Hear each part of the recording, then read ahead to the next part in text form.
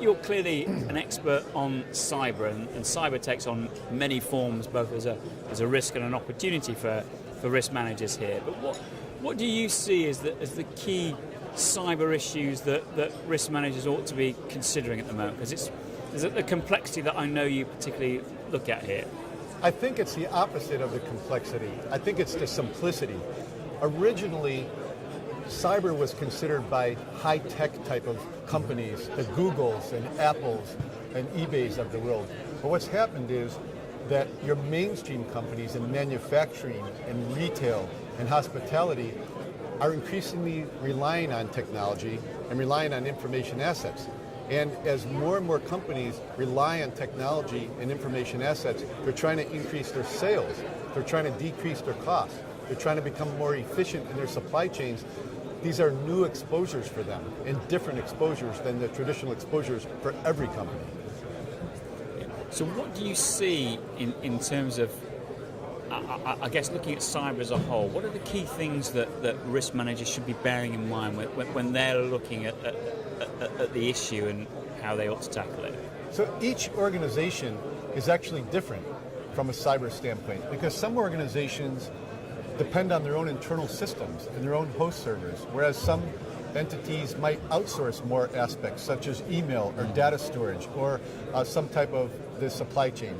And so each organization needs to take a look at their own scope of business and how they're using technology and how they're using information assets.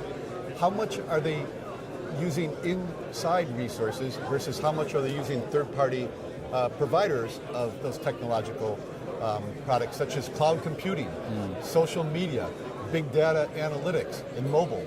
These are all new technologies that all the prudent companies that are trying to grow are using, and they need to look at their own exposures to try and help identify what their own vulnerabilities are. And in terms of in-house versus outsourcing, which is, I mean, clearly there are different risks for each, right. but I guess you've got to make a judgment there in terms of, I guess if you want to expand, perhaps outsourcing might be the way forward, but equally the exposures then increase. Great question, and that's one of the big questions we get.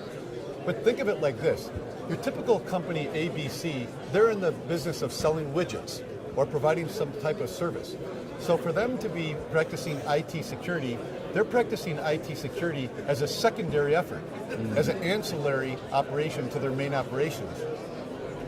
So they have to try and keep on top of every little nuance and every little new development in IT security. Whereas a third-party outsourced provider, if they have best practices, may be able to keep up more currently and have more backups and more comprehensive solutions. So in many cases, as you outsource to a third-party provider, not only do you decrease your costs and increase your capacity, you can actually decrease your risks as well. And the insurance carrier underwriters, the smart ones, understand that.